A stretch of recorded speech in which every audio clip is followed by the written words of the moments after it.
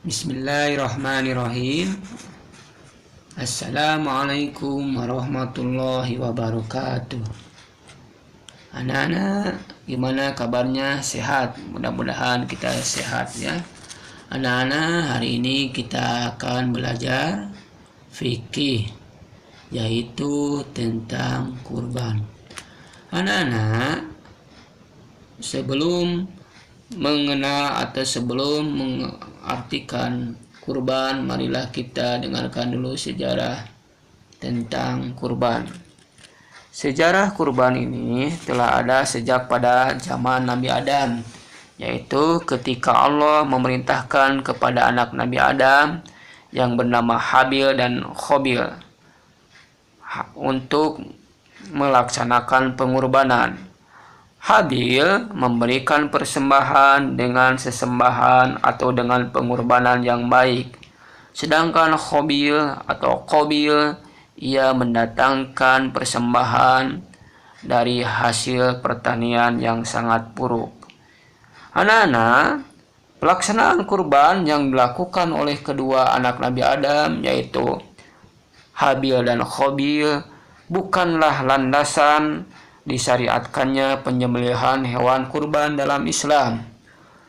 Landasan sejarah ibadah kurban yaitu terjadi pada peristiwa yang terjadi pada Nabi Ibrahim. Melalui sebuah mimpi, Allah telah memerintahkan Nabi Ibrahim untuk menyembelih anaknya, yaitu Nabi Ismail. Peristiwa ini merupakan gambaran cinta yang tulus dan ketaatan yang tinggi seorang hamba kepada Tuhannya. Sampai-sampai mereka merelakan atau sampai-sampai Nabi Ibrahim merelakan anaknya sendiri untuk dikurbankan demi menjalankan perintah Tuhannya. Nabi Ibrahim yakin bahwa Allah Maha Pengasih dan Maha Penyayang, dan Allah Maha Adil, sehingga tidak akan mencelakakan dan mendolimi hambanya. Semua itu gambaran terbukti ketika Nabi Ibrahim bersiap-siap untuk menyembelih anaknya. Seketika itu juga Allah mengeringkan seekor domba yang menggantikan Nabi Ismail. Anak-anak, kita lanjut, yaitu tentang pengertian kurban. Namun sebelumnya, kurban berarti al-udhiyah atau disebut juga al-udhiyah. Apa al-udhiyah itu? Yaitu binatang ternak yang disembelih pada hari raya haji. Anak-anak, pengertian kurban secara bahasa yaitu dekat atau mendekat. Dan pengertian kurban menurut istilah yaitu beribadah kepada Allah Subhanahu wa Ta'ala dengan cara menyembelih hewan tertentu pada hari raya haji dan hari tasyrik, yaitu tanggal 11, 12, 13 Dzulhijjah, dalam rangka untuk mendekatkan diri kepada Allah Subhanahu wa Ta'ala. Anak-anak, hukum kurban. Hukum kurban yaitu sunnah muakkad, artinya sunnah yang sangat dianjurkan. Namun, dalam hal tertentu hukum kurban menjadi wajib. Kenapa? Ada dua. Yang pertama, hukum kurban menjadi wajib bagi orang yang bernazar atau bagi seseorang yang berjanji. Misalkan, saya tahun depan mau berkurban. Nah, dia telah berjanji atau bernadar, maka hukumnya wajib berkurban. Yang kedua, yaitu bagi seorang yang memiliki hewan atau menyatakan hewan ini untuk kurban. Misalkan ketika seseorang misalkan besok Syakira misalkan pergi ke pasar membeli sapi, ditanya sama temannya, Syakira, ini sapi untuk apa? Kata Syakira misalkan, ini saya untuk kurban. Nah, maka hewan tersebut menjadi wajib atau wajib dikurbankan ya, karena ini telah menyatakan. Anak-anak, untuk selanjutnya tentunya ada syarat. Syarat bagi orang yang berkurban Yang pertama yaitu satu, beragama Islam.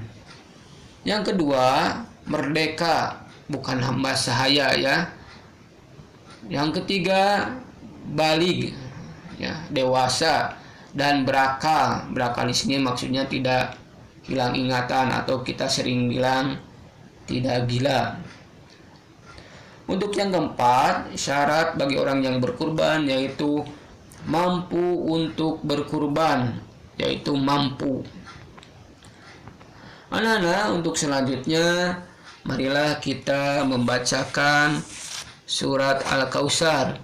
Surat Al-Kautsar ini berkenaan dengan perintah Allah kepada kita semua bahwa kalau kita memiliki kenikmatan atau memiliki kelebihan, maka kita diharuskan berkurban, karena kurban ini sebagai tanda bersyukur kepada nikmat Allah.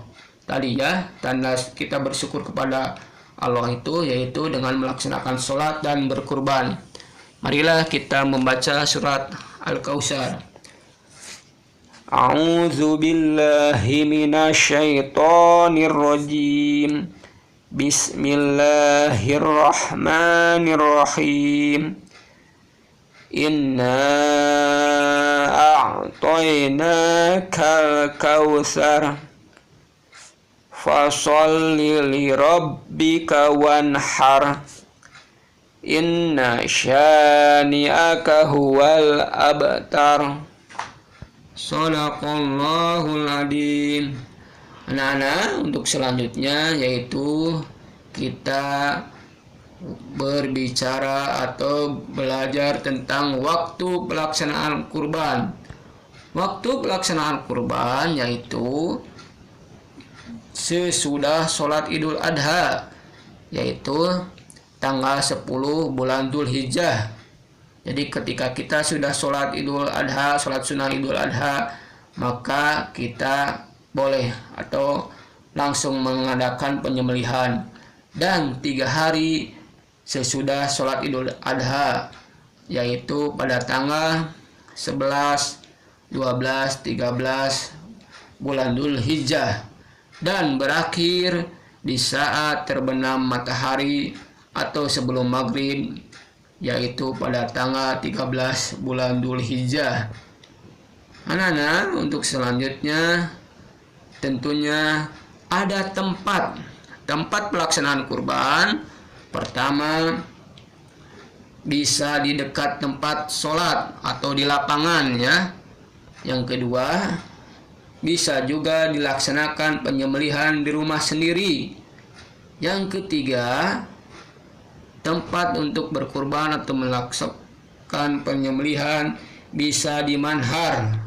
Apa manhar? Manhar yaitu pejagalan atau rumah pemotongan hewan, atau di Garut jagal ya. Anak-anak, sekian dan terima kasih. Semoga kita semua berada dalam lindungan Allah Subhanahu wa taala dan sehat selalu. Dan Pak Yudi ucapkan wassalamualaikum warahmatullahi wabarakatuh.